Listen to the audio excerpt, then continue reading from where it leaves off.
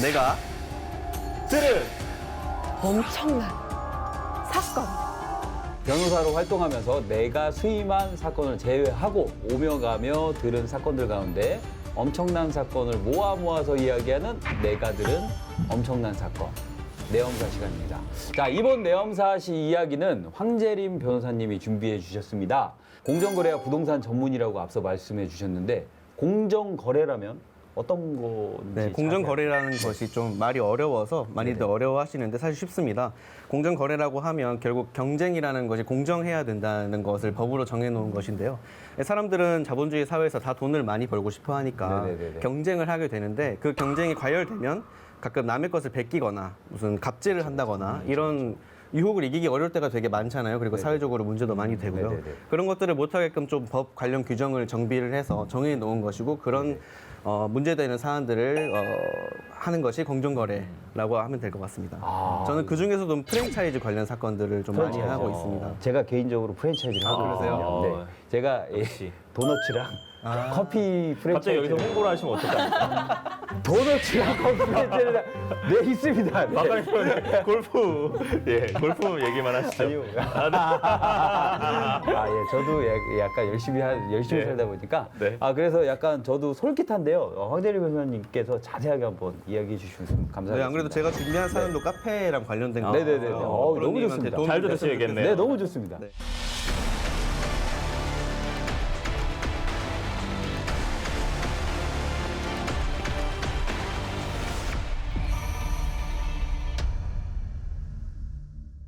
요새 카페 창업에 관심 있는 분들 많으시죠? 네네네. 경업금지라는 개념을 제가 소개를 해드리려고 찾아왔습니다.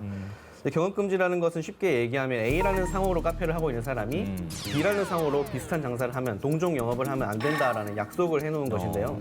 이제 30대 초중반 분들이 요새 카페 많이 한다고 찾아오시더라고요. 네. 제가 들은 사건도 30대 초중반 부부분들이셨는데 네네. 카페는 좀 로망인 분들이 그쵸. 많잖아요. 카페는 차리고 싶으신데 처음부터 개인 카페, 뭐 황제님 카페 이렇게 하기는 어려우니까 선뜻 손이 안 가니까 뭔가 부담스럽고 무서우셨나 봐요. 그래서 좀 잘 나가는 프랜차이즈랑 계약을 해서 지점을 내셨는데 이게 근데 또 프랜차이즈 카페를 하다 보니까 내가 그냥 해도 될 것 같단 말이죠. 맞아요. 또 계약 기간은 또 남아 있고. 맞습니다. 매달 나가는 로열티도 아깝고 그렇죠. 재료 같은 것도 왠지 비싸게 사는 거 같아요. 그렇죠. 공감을 많이 하시네. 아니 근데 그걸 아니, 저는- 가맹점주가 아니신데. 저는 본사 입장이다. 저는 그러니까 점주님들이 그렇게 많이 생각을 하십니다. 네. 그러니까 이 점주님들이 공손해지셨어. 점주님들이 이렇게 얘기하고 저희 예. 항상 점주님들의 말씀을 잘해주시죠? 점주님들한테. 이러다가 점주님들 저한테 상담 전화 와요. 저희는 엄청나게 공정거래 하고 있습니다.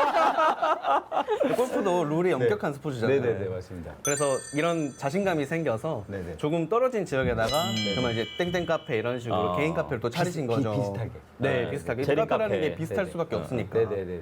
근데 당연히 배운 게 도둑질이라고 메뉴도 비슷하고 뭐 디저트도 뭐 예를 들어 마카롱이 주력이다 그럼 마카롱 라인도 비슷하고 그렇죠. 심지어는 납품하는 라인도 비슷하게 공장 같은 데서 써버리고 이런 네네네. 케이스가 있었습니다. 네네. 근데 그러다가 이제 어쩌다가 프랜차이즈 가맹 본부한테 들키고 만 거예요.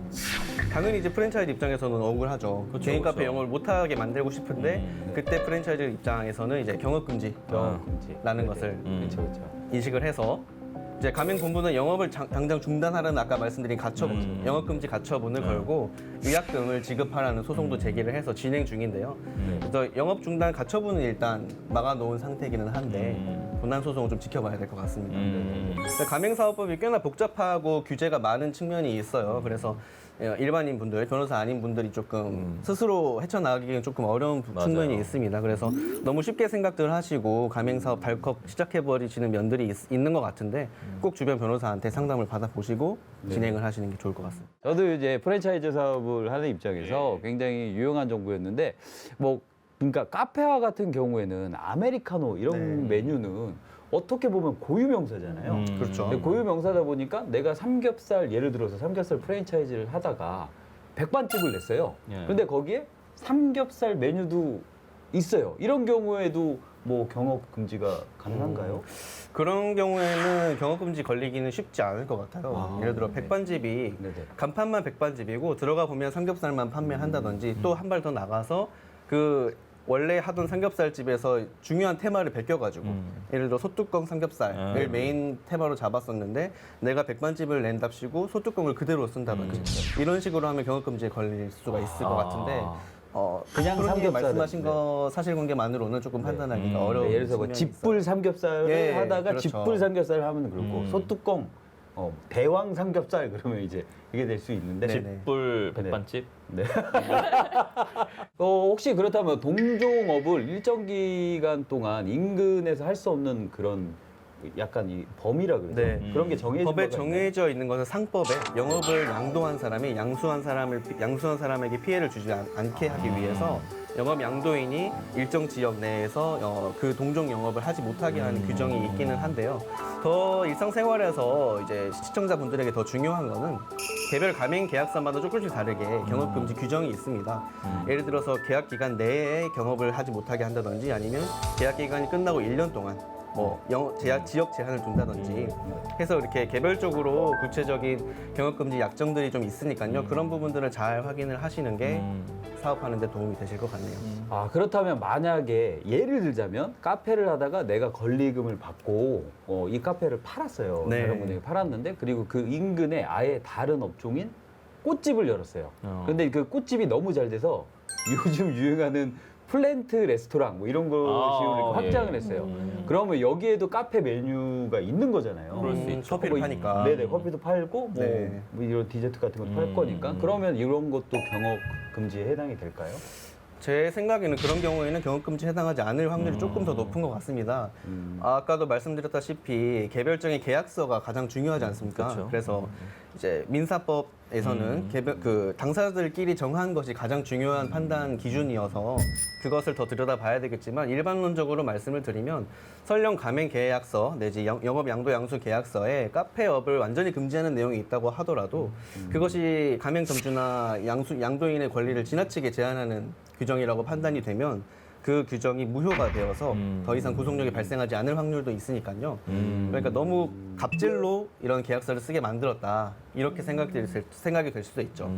예를 들어서 계약 기간 내에 다른 카페 프랜차이즈를 하는 것을 금지할 수는 있는데 계약 기간이 끝나고도 뭐 10년 동안 평생 다른 카페를 못 하는 규정이 있다고 하면 조금 그것은 부조리하니까 그런 점들은 이제 무효로 판단이 될 수 있는 부분입니다. 불공정하죠. 네. 그렇구나. 자영업 하시는 분들도 진짜 이렇게 제가 항상 여기 나와서 저도 항상 배우는데 법적인 지식이 정말 많아야 될 것 그럼요. 같아요. 네. 그럼요. 사회 생활이니까요. 네, 그래야지 문제없이 장사를 할 것 같습니다. 자, 아유, 뭐 배워야 될 것도 잘하고 많고, 계시면서 뭐. 네, 배워야 될 것도 많고, 네. 이번에는 배우로 활동 주신 배진아님 어떤 궁금증이 있으실까요? 아, 저는요. 네.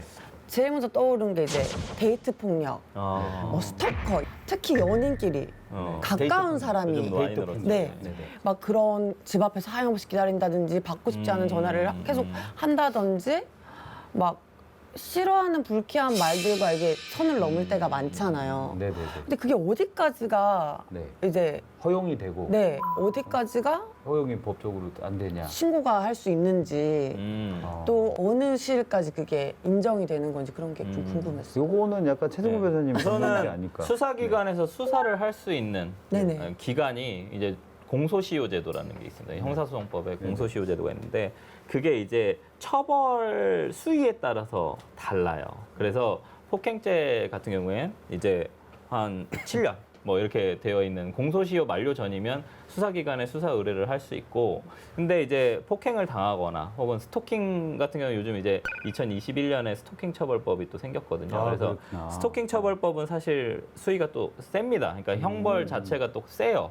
그러니까 그거는 이제 공소시효가 더 길죠. 뭐 10년 이런 식으로 또 넘어가기 때문에 그 기간 동안에는 사실 이제 수사기관에 수사 의뢰를 할 수 있습니다. 근데 다만 빨리 하시는 게 좀 좋은 게 뭐냐면 증거 수집 때문이에요. 왜냐하면 대부분 데이트 폭력이나 이런 것들은 비밀리에 약간 남들이 보지 않는 증인이 없는 상황에서 발생하는 경우들이 많거든요. 그러니까 두 사람만 있는 경우에 좀 발생하는 경우들이 많기 때문에 CCTV를 확보하는 게 상당히 중요합니다. 그러니까 증거를 뭐 녹음을 하지 않는 한 CCTV나 영상을 좀 확보하는 게 좀 중요한데 그런 걸 확보하려면 CCTV는 또 저장 기간이라는 게 있어요. 보관 기간이 다르고 그래서 CCTV는 그 설치되어 있는 CCTV들마다 또 기간이 또 다 달라요. 그리고 또 CCTV는 그냥 가가지고 달라고 하면 또 줄 수가 없어요. 예, 수사 원칙상. 그러다 보니까 이제 경찰에 고소를 하고 그 다음에 CCTV를 열람 등사를 할 수 있는 부분이고 수사 기간이 사실은 또 그거를 공소 제기하기 전까지는 계속 공개를 안 하거든요. 그렇기 때문에 결국에는 뭐 정보공개 청구나 이런 걸 또 해야 되는 상황이고 되게 복잡한데 결론은 CCTV 확보를 위해서라도 좀 고소를 좀 일찍 진행하시는 게 좀 더 피해자분들한테 좀 더 유리하다라는 말씀을 좀 드리고 싶습니다. 아 근데 그럼 데이트 폭력이면 저희가 일반적으로 생각하는 게 뭐 사진을 찍거나 병원에 가거나 이런 게 남을 수는 있잖아요. 네. 소리가 뭐 들렸다거나. 네. 근데 스토킹은 사실 어디까지가 스토킹인지가 좀 애매한 부분이 있잖아요. 뭐 계속 전화했는데 나는 사랑해서 전화했는데 뭐 이렇게 하면 할 말이 없는 거야. 나는 싫었지만 저는 싫었습니다라는 그거를 뭐 나는 너가 너무 싫어라고 증거를 남겨놔야 되는지 찾아오는데 그냥 너 지나가는 길이었어 하는 경우도 있을 수 있고 계속 마주치는 거에 대한 차 안에서 이렇게 몰래 이렇게 보고 있거든요. 아니 계속 어딜 가나 나타나는 거예요. 막 우연치 그런 않게 우연을 그런 가다가. 것도 이제 저만 아는 스토킹이잖아요. 그렇죠. 그럼 그런 거에 대해서는 어디까지가 스토킹의 범위가 어디까지예요? 그러니까 우선은 과거에 이제 2021년에 스토킹 처벌법이 생기기 전에는 경범죄 처벌법으로 들어갔어요. 그래서 10만 원의 뭐 벌금이나 구류 이런 그게 또 형태였는데 그런다 그러더라고요. 지금은 이제 스토킹 처벌법이 생기고 나서 2021년 10월부터 이제 발효가 됐거든요. 근데 스토킹 행위가 방금 얘기하신 것처럼 사실 물리적인 행위 한마디로 이제 다가와서 뭔가 터치를 한다거나 전화 문자를 보내거나 뭔가 이런 것들이 아니라 그냥 단순히 저 멀리서 쳐다보고 갔어요.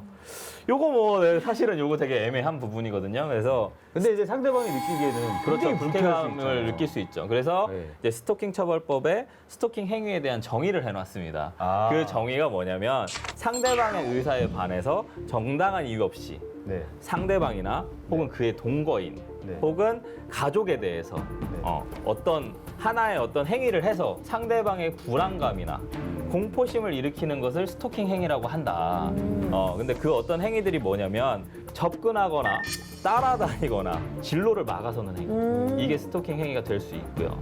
근데 당연히 요게 전제 조건이 되고 그다음에 상대방한테 불안감이나 공포심을 일으켜야 되는데 불안감과 공포심이라는 건 사실 상당히 추상적이죠. 네, 근데 추상적이죠. 우선은 어쨌든 주관적인 부분으로 내가 공포심과 불안감을 느꼈다라고 어쨌든 수사기관에 요청을 하면 그 부분에 대해서는 어느 정도 수사가 진행될 거죠. 그러니까 수사가 진행되는 거는 상관이 없습니다. 그러니까 고소를 하실 수는 있다라는 말씀을 드리는 거죠. 피해라고 느끼고 내가 주관적으로 피해라고 느끼고 고소 고발은 충분히 가능하니까 제가 지금 말씀드리는 어떤 접근하거나 따라다니는 진로를 막는 행위도 되고 그다음에 이제 주거, 직장, 학교 그밖에 어떤 일상적으로 생활하는 장소 그 부분에서 기다리거나 지켜보는 행위. 이것도 스토킹 행위에 들어가고요. 우편, 전화, 팩스, 정보통신망을 위해서 이제 뭐 글, 말, 부호, 음향 이런 거 사실 정보통신망법에도 좀 위배가 되는데 그런 부분으로 이제 영상이나 화상 이런 걸로 불쾌감이나 아까 아니면 말씀드렸지만 욕설이라든지 네, 뭐 그런 이런 것도? 네, 그런 것도 스토킹 행위가 될 수 있고 또 이제 직접 또는 제3자를 통해서 물건 등을 도달하게 예를 들어 막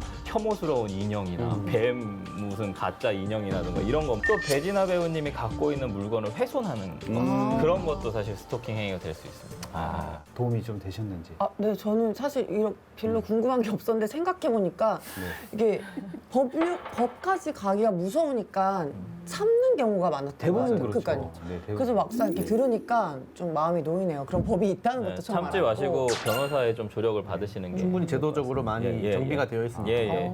근데 이제 반의사불벌죄도 사실은 없애자고 이제 공론화가 지금 되고 있는 상황이고 최근에도 이제 한동훈 법무부 장관이 이제 반의사불벌죄 폐지하겠다, 조속히 폐지하겠다라고 해서 아마 이제 다른 성범죄들은 대부분 이제 반의사불벌죄가 폐지가 됐고 친고죄도 다 폐지가 됐거든요. 그러다 보니까 이제 앞으로 스토킹 처벌법에 의한 스토킹 범죄도 반의사불벌죄 폐지될 가능성도 상당히 농후합니다. 예. 너무 유용한 시간이었습니다. 네, 유용했어요. 엄청난 사건 썰로 귀는 즐겁고 의뢰인과 변호사의 질문 즉답으로 속이 뻥 뚫리는 내용자. 다음 시간에도 솔깃한 사건 썰과 유용한 상담으로 찾아오겠습니다. 감사합니다.